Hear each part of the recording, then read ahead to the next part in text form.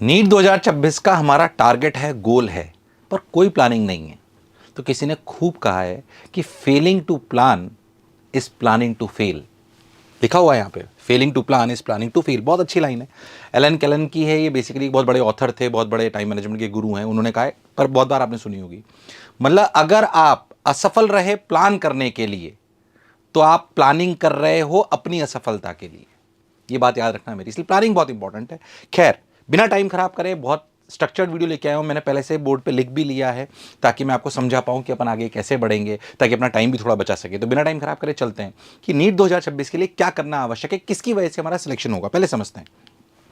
तो पहली स्लाइड की तरफ अपन चलते हैं कि अगर अपन पहली स्लाइड की तरफ चलें तो आपको समझ में आएगा कि एग्जाम क्लियर अगर हमें करना है तो उसका रामबाण क्या है। एक टारगेट होना चाहिए, टारगेट हमारा नीट 2026 है, पर ये टारगेट पूरा कब होगा। मेरे अनुभव के हिसाब से कम आपको 25,000 सवाल। कई लोग सिर्फ ये सोचते हैं कोर्स खत्म हो जाए। कोर्स खत्म करने का मतलब वो सिर्फ थ्योरी खत्म करना समझते हैं। असलियत में आपका सिलेक्शन तब होगा। इस बार नीट का पेपर भी बहुत टफ है, अगली बार भी टफ आने के पूरे चांसेस है, क्योंकि आपको इतने बच्चों में अगर डिफरेंशिएट करना है तो पेपर टफ आएगा, और आना भी चाहिए मेरे हिसाब से। वरना इतने बच्चों को कैसे आप अलग कर पाओगे। अगर सबको सिर्फ एडिशन और सब्ट्रैक्शन कराओगे तो बहुत सारे लोग सही कर लेंगे। कैपेबिलिटी का डिफरेंस होना चाहिए। तो अगर आपको अच्छा पेपर देना है तो आपको सवाल करने पड़ेंगे, प्रैक्टिस करनी पड़ेगी, क्योंकि बोर्ड का एग्जाम नहीं है। तो टारगेट आपका होना चाहिए कि 25,000 सवाल करने और रिवीजन करना है। 25,000 से ज्यादा सिलेक्शन के लिए, 25,000 से ज्यादा अगर आप टॉप 10 टॉप 500 में चाहते हो तो 35,000 के आसपास आपके सिलेक्शन, आपके सवाल होने चाहिए। पर अगर आप नीट 2026 में मेडिकल गवर्नमेंट कॉलेज में जाना चाहते हो तो 25,000 के सवाल आपके से ज्यादा होने चाहिए। ये 25,000 सवाल करने के लिए जाहिर सी बात है हमें थ्योरी चाहिए। लॉजिकल है। ये हम थ्योरी कहां से पढ़ते हैं? हम लेक्चर से पढ़ते हैं, ऑफलाइन हो सकते हैं, ऑनलाइन हो सकते हैं, उस बात को भी नहीं छोड़ते हैं। लेक्चर्स होता है, कई लोग सिर्फ बुक से भी पढ़ते हैं, हालांकि ये संख्या आजकल बहुत कम है, पर ये भी हो सकता है कि सिर्फ थ्योरी पढ़ते हो बुक से, ऐसे भी हो सकते हैं, पर ये पढ़ना बहुत आवश्यक है। ठीक है, अभी लेक्चर्स ऑनलाइन ऑफलाइन सबसे ज़्यादा इफेक्टिव ऑफलाइन होता है, या फिर मॉनिटर्ड ऑनलाइन हो। इसको बिल्कुल अगर टीवी की तरह देखा जाएगा तो कोई फायदा नहीं होगा। खैर, उस बात को भी छोड़ते हैं। जाहिर सी बात है 25,000 सवाल के लिए थ्योरी आना बहुत आवश्यक है, जो एक इंपॉर्टेंट एस्पेक्ट है। बेसिक कैलकुलेशन आपकी होनी चाहिए, वरना आप नहीं कर पाओगे, और आपकी बेसिक एप्लीकेशन कैपेबिलिटी भी होनी चाहिए। ये दोनों चीज़ें स्किल्स हैं। क्या है? स्किल्स जो रिक्वायर्ड है। ये तब होगी जब आप 25,000 सवालों की प्रैक्टिस करोगे और थ्योरी की एप्लीकेशन को सीख पाओगे। पर जाहिर सी बात है उसके लिए थ्योरी आना बहुत आवश्यक है। इसके अलावा आप जो 25,000 सवाल है ये कहीं से भी नहीं उठा लेने, या सिर्फ बायो के 25,000 सवाल कर लिए तो भी बात नहीं बनेगी, फिजिक्स के कर लिए तो भी बात नहीं बनेगी, केमिस्ट्री कर लिए तो भी बात नहीं बनेगी। वीडियो बहुत काम का होने वाला है, एंड तक देखना, क्योंकि प्लानिंग है। रफ्तार में बताऊंगा, मैंने खुद ने भी प्लान करके पूरा लिख कर बना रखा है ताकि आपको समझा पाऊं। खैर, तो आपकी जो 25,000 सवाल होने चाहिए well distributed questions topic wise होने चाहिए। मतलब किस टॉपिक से ज्यादा सवाल आते हैं, किस चैप्टर में ज्यादा लेक्चर्स लगते हैं, ये सब डिस्ट्रीब्यूटेड होना चाहिए। हालांकि हम लोगों का काम है, जो हम करते भी हैं, तो हमारे पास तो 7.5 लाख सवाल हैं, पर 25,000 सवाल आपको कौन से करने हैं, टेस्ट में कौन से देने हैं, पूरी बैकएंड पे प्लानिंग होती है, तभी सिलेक्शन की परसेंटेज बढ़ती है।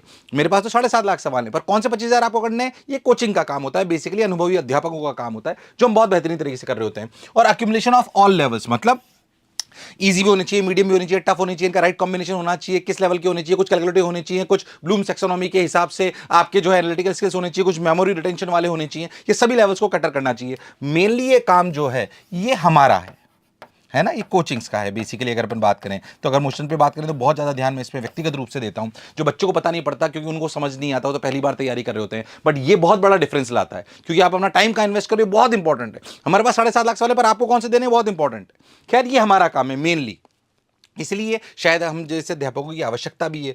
खैर, उस बात को भी छोड़ते हैं, तो अपन इस बात को समझते हैं। तो ये आपके लिए चाहिए ही चाहिए। मेन टारगेट 25,000 सवाल है, इसलिए क्या क्या चाहिए मैंने आपको बता दिया। हाँ सर, अब जाहिर सी बात है जितनी भी चीज आपको 25,000 सवाल करके अगर आप रिवीजन कर लोगे तो आपका टारगेट अचीव हो जाएगा। पर ये करें कैसे सर?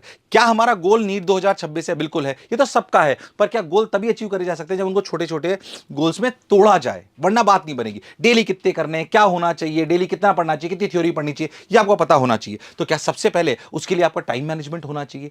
स्पेशली अगर टाइम मैनेजमेंट की बात करूं तो टाइम मैनेजमेंट पे अगर आपने नहीं देखा तो मैं तो अभी टाइम डिस्ट्रीब्यूशन बता रहा हूं। टाइम मैनेजमेंट पे कैसे आपको दिन का टाइम अपना मैनेज करना चाहिए। 12 से 13 घंटे मैं मान के चल रहा हूं, पहली बात कि आप 12 से 13 घंटे रोज पढ़ रहे हो। ये कैसे पढ़ रहे हो, इसके लिए पूरा मैंने एक वीडियो बनाया है टाइम मैनेजमेंट का, एनवी सर वाले चैनल पे है। अगेन सोच समझ के बनाया है। ये कैसे पढ़ रहे हो, मतलब कैसे 12-13 घंटे निकाल पाओगे, उस पर वीडियो बनाया। कैसे टाइम मैनेज करें, डेली रूटीन क्या होना चाहिए, जरूर देखें। अगर नहीं देखा है तो आपको आई बटन पे यहाँ पे दिखाई दे जाएगा। तो सारी बात एक वीडियो में नहीं कर सकते, लिंक करके आपको बता रहा हूँ, बात लॉजिकली बता रहा हूँ। मोटिवेशन वीडियो नहीं है, काम का वीडियो है। जनरली आप बहुत सारे मोटिवेशन और इमोशन वीडियो देख के ज्यादा खुश होते हैं, हमें भी उन पर व्यूज ज्यादा मिलते हैं, पर मैं आपको बार बार बताऊं, स्ट्रेटेजी वीडियो ज्यादा काम के होते हैं। जो इन्हें ज्यादा अच्छे से इनका अनुसरण करते हैं वो सिलेक्ट ज्यादा होते हैं। खैर आगे बढ़ते हैं। टाइम डिस्ट्रीब्यूशन, तो 12 to 13 आवर पढ़ रहे हो, उसके लिए आप एक टाइम मैनेजमेंट वाला वीडियो देखिए। अभी मैं आता हूं कि आपके पास टाइम लेफ्ट कितना है। अगर मैं मान लूं जो बच्चा अभी भी तैयारी कर रहा है, तो ध्यान से देखो, तो उसके पास 1 जून से लेकर 28 फरवरी, नहीं सर टाइम तो उसके पास शायद मई में एग्जाम होता है, तब तक का उसका टाइम है, नहीं। मैं मान रहा हूं कि 1 जून से लेकर 28 फरवरी तक आप सिर्फ सवाल करोगे 25,000, और 1 मार्च से लेकर आप 2 काम करोगे, कब तक, फर्स्ट वीक ऑफ मई तक। आप क्या करोगे, ध्यान समझिए, फर्स्ट वीक ऑफ मई, जब तक एग्जाम होता है, ठीक है। इसमें आप करोगे रिवीजन, ये 2 महीने मैंने हटा दिए, रिवीजन प्लस टेस्ट प्रैक्टिस, ये आप करोगे, और कुछ नए सवाल है, ठीक। बट एक बार की जो प्रैक्टिस है आपकी, वो आपकी एक बार खत्म हो जानी चाहिए। तो मैं मान के चल रहा हूं एक बार अपनी प्लानिंग 25,000 की 1 जून से लेकर 28 फरवरी के बीच में होनी चाहिए। अगर आप बहुत ध्यान से देखो, बहुत ऐसा नहीं कि यार इम्पॉसिबल सा है, बिल्कुल पॉसिबल है। अगर ध्यान से देखो तो 270 दिन से ज्यादा है। मैं तो कह रहा हूं कि आप इस 270 को थोड़ा बहुत कम मान लें, 250 डेज की प्लानिंग कर लेते हैं अपन, तो ठीक है 250 डेज की प्लानिंग कर लेते हैं, ठीक है सर 250 डेज की प्लानिंग कर लेते हैं। 250 डेज में अगर आप बहुत ध्यान से देखें तो 250 डेज में आपके करीब करीब 210 से, अगर आप देखोगे तो मैंने प्लानिंग करके रख रखी है, 38 संडेज आएंगे, ठीक है 38 संडे आएंगे, तो 112 करीब बचा। 210 से 212 के बीच में आपके जो आएंगे वो क्या आएंगे, वीक डेज, ठीक है। जिस दिन आप क्लास जाओगे, सब कुछ करोगे, उस दिन की प्लानिंग आपकी अलग होनी चाहिए, संडे की प्लानिंग आपकी अलग होनी चाहिए। संडे की प्लानिंग आप सब लोग जानते हो, संडे को या तो आप टेस्ट दोगे, संडे को मैं मानता हूं कि हाफ डे पढ़ना है, हाफ डे, एक दिन फ्री रखना है, हाफ डे पढ़ना है, थोड़ा फ्री भी रखना है, खुद को पढ़ना है।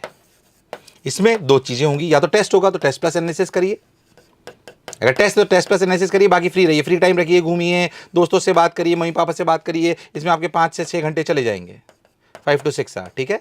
और अगर टेस्ट नहीं है तो बैकलॉग कंप्लीट करिए,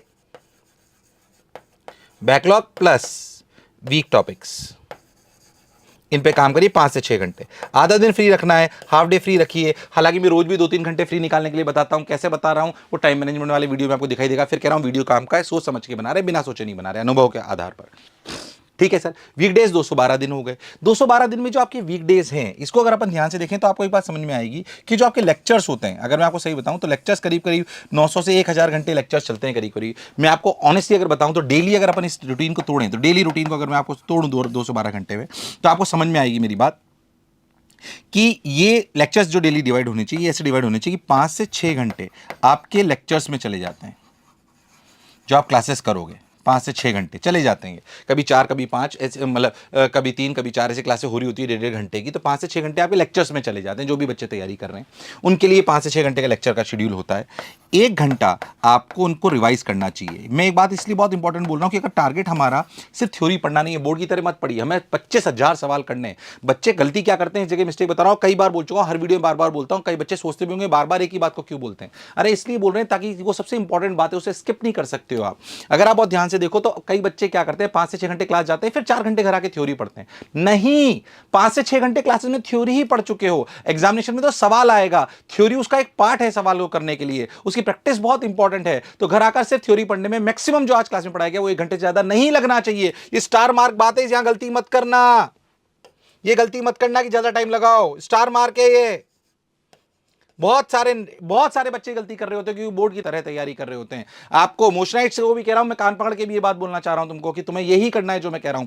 5 से 6 घंटे लेक्चर देखने, 1 घंटे से थ्योरी रिवाइज करनी है, इससे ज्यादा टाइम नहीं लगना चाहिए। इससे ज्यादा टाइम लग रहा है, इसका मतलब मेरा फोकस इन द क्लासेस कम है, या मैंने जब क्लासेस में पढ़ाया था तो ध्यान नहीं दिया था, मैं टीचर की तरफ नहीं देख रहा था। अगर ऑनलाइन पढ़ रहे हो तो बहुत ज्यादा ध्यान रखने की बात है ना। अनुशासन में इसलिए हम पूरे वीडियोस चालू रखाते हैं बच्चे के कि भैया वीडियो चालू रखना पड़ेगा, इसलिए नोट्स चेक कर रहे होते हैं। ऐसे नहीं ऐसे देख के पढ़ रहे, नोट्स नहीं बना रहे, नहीं फायदा होगा ऐसा। खैर उसको छोड़ते हैं। तो 1 आवर रिवाइज करना है, 5 से 6 घंटे आपके चले गए, एक इसमें चला गया, अपन 7 घंटे मान लेते हैं, 12 से 13 घंटे आपकी बात कर रहे हैं। 5 आवर आपको सवाल करने हैं, 5 घंटे आपको सवाल करने हैं, और 1 घंटा आप ध्यान से देखो तो 5 से 6 अपन 6 1 7 7 और 5 12, और 1 घंटे 5 से 6 अगर होगा तो 1 घंटे आपको अपनी वीकनेस और स्किल्स पे काम करना है। वो स्किल्स हो सकती हैं, स्किल्स वीकनेस पे काम हो सकता है। प्लानिंग पे आपको उस दिन ध्यान देना है कि अगले दिन मेरे को क्या प्लानिंग करना है, उस पर टाइम देना है।